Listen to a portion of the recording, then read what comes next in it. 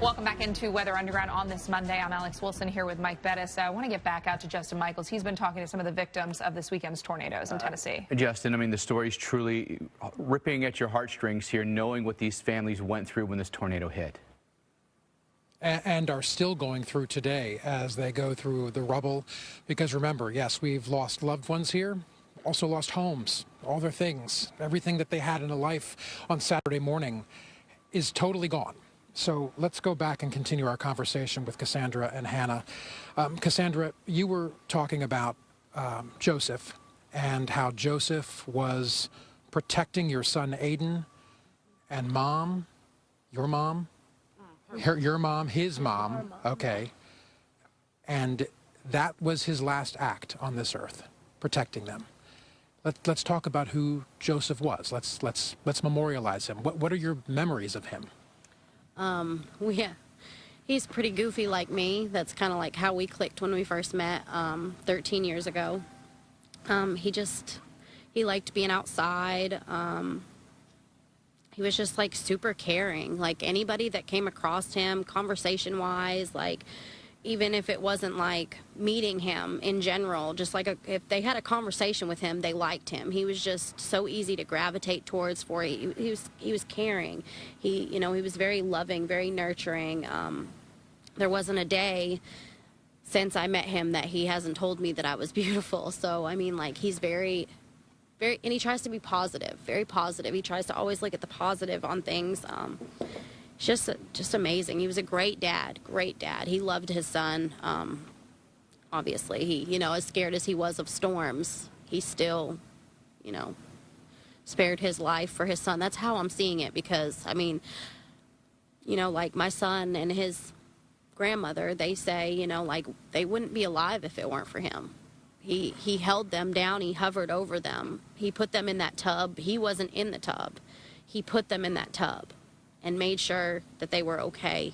He made sure that they survived, When you got here, when you finally knew it was safe to leave work, you weren't getting communication from him. You knew there was something wrong. I knew. When you got here, what were those moments like?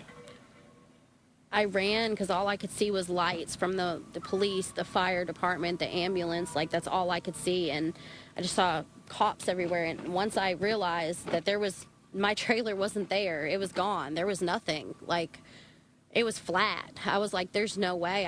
My whole life I thought it was gone.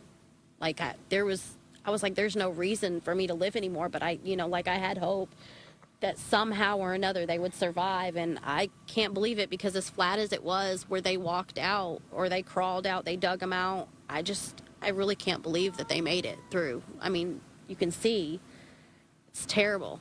It's terrible. And these are the front steps of your... These were our steps. Right. My trailer was right here.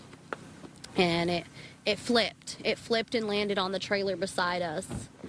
And like my son, he remembers it a little bit. He said he remembers his dad getting him dressed. He remembers him putting him in the tub, holding his hands and telling him, like, you're going to be okay. It's going to be okay. And then he said, all I remember, Mom, is spinning.